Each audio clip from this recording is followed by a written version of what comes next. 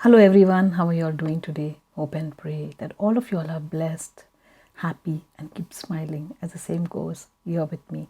As I continue my life testimony with Jesus, let us say a small prayer. Heavenly Father, as I come in the name of Jesus, the power of the Holy Spirit, I pray that the Holy Spirit empower and anoint this sharing along with the emotions and experiences. I pray that the Heavenly Father will touch the hearts of those whom He desires, open their spiritual eyes and ears. I also intercede for the Heavenly Mother Mary's intercession with all the saints and angels. Amen. Today the topic of the video is Hope to Recovery through Lung Transplant. Before that, let me share a small motivational story. People visit a wise man complaining about the same problems over and over again. One day, he decided to tell them a joke, and they all roared with laughter. After a few minutes, he told them the same joke, and only a few of them smiled. Then he told them the same joke for a third time, and no one laughed or smiled anymore. The wise man smiled and said, "You can't laugh at the same joke over and over, so why are you always crying about the same problem?" Now, as I shared with you all, we had hope that my husband would recover if doctor had to do a lung transplant. As I mentioned in the earlier video, he was admitted in the global hospital at Hyderabad. And I'd also mentioned the moment he was admitted, there was somebody, the next day itself, after 1 or 2 days, somebody who had died and they were supposed to do a lung transplant, but the tests did not match of my husband and the person who died. So I had come back to Dubai. I was taking life one day at a time. My son had taken the admissions here in grade 11, and my daughter also was in the 3rd standard.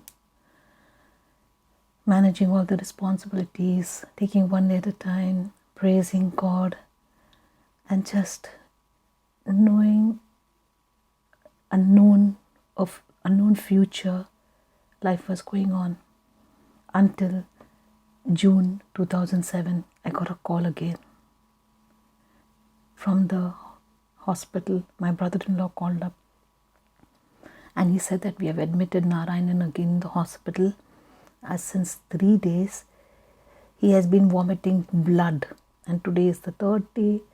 There is bleeding in his lungs and we are not very sure what to do.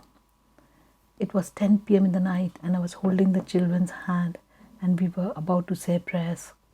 I was just about to say prayers and the rosary. We had not started yet saying the prayers.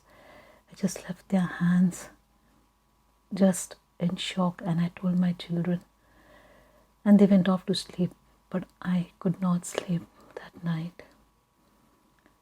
Your thoughts automatically keep running, and I had to sleep early because next day morning I had to get up, and I'm not very sure what decisions I have to make again. But the first thing is I had to go to office to tell my manager about the situation. I just lay my head on the pillow and I said, "Jesus, put me to sleep. Jesus, put me to sleep."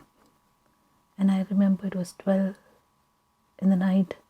I suddenly saw Jesus in the room, and He gave me a sense of consolation, and I just went off to sleep. Next day in the morning I got up and I was preparing breakfast for the children. And sometimes you're battling in thoughts. You know how it is with so much of responsibilities. I burnt my hand over here in the toaster. I thought I'll go to office and go to the medical center and show my doctor. I first went to the office, told my manager about it, and I went to the medical center.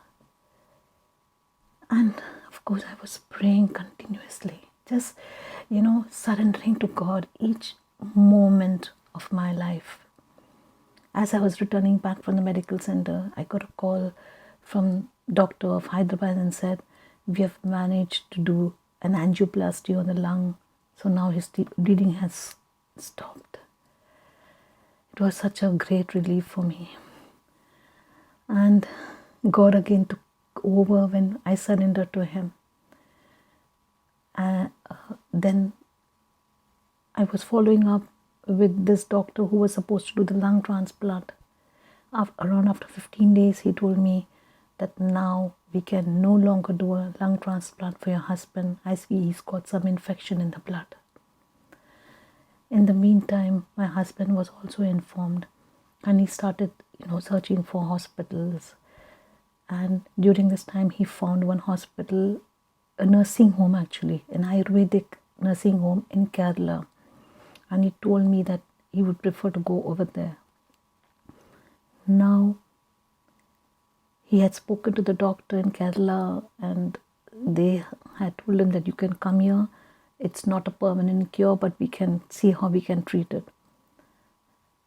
Since now doctor had mentioned in Global Hospital Hyderabad there is no hope for lung transplant, my husband had to live on oxygen continuously.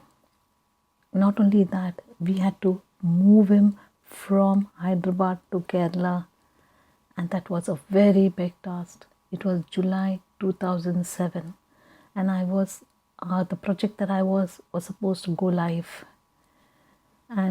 but all the friends who were like angels in Hyderabad, unknown people, they were ready to help him. So they managed to get all the approvals from the doctor and the airlines so that my husband was able to fly. Miraculously, all the approvals came through. Now the task of moving my husband, since my husband has to be continuously on an oxygen cylinder. So the vehicle that he was traveling to the airport has to have an oxygen cylinder. So my husband reached the airport and there was oxygen cylinder in the vehicle continuously. Now he was waiting the vehicle until the flight would take off.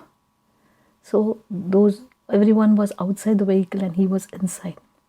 And at that point of time, when he was inside the vehicle, the oxygen cylinder got over and my husband became restless. It's just, and he was unable to breathe.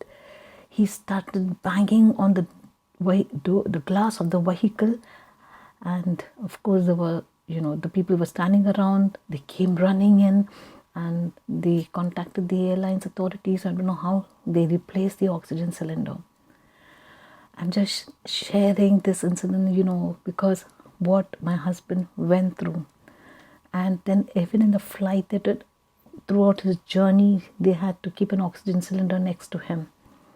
He reached Kerala and immediately there was a ambulance waiting from the Kerala nursing home to take him to the Kerala nursing home. And the following week, once the project went live, I wanted to go and visit him in Kerala and make all the necessary arrangements. As we had to arrange, as the doctor in the Kerala nursing home mentioned to me that we will have to arrange the oxygen cylinders every day. And at that point in Kerala, I did not know anybody. I never knew anybody in the hospital. But I remember deep in my thoughts as I was just walking past my office, one of my colleagues' office, he was from Kerala. Though I was a Keralite, I'm a Keralite. I've not grown up in Kerala, I've grown up in Mumbai. So I was not very aware. I just happened to go and ask him. I entered his office and I told him, can you please help me? It was so spontaneous. And he said, I think he was aware of my husband not well. So he said, what happened? So I told him that, could you please help me? I need some help. We need to arrange oxygen cylinders in Kerala. And he said, okay, I'm not sure what you require, but I'll give you my sister-in-law's husband. sister-in-law's number, telephone number, and vice versa. You give me your number, so I will also give to them, and be in touch with them, and they will provide all the help that they need. So now in my next video, I'll share how hope to recovery of my husband was diminishing day by day. Before I end, let me share a quote from Saint Paula Frasiniti. Our Lord wills that you cling to Him alone. If your faith were greater, how much more peaceful you would be even when great trials surround and oppress you. To all my viewers and listeners out there, may the Lord bless you, make His face shine upon you and be gracious to you. The Lord turn His face towards you and give you peace. Thank you.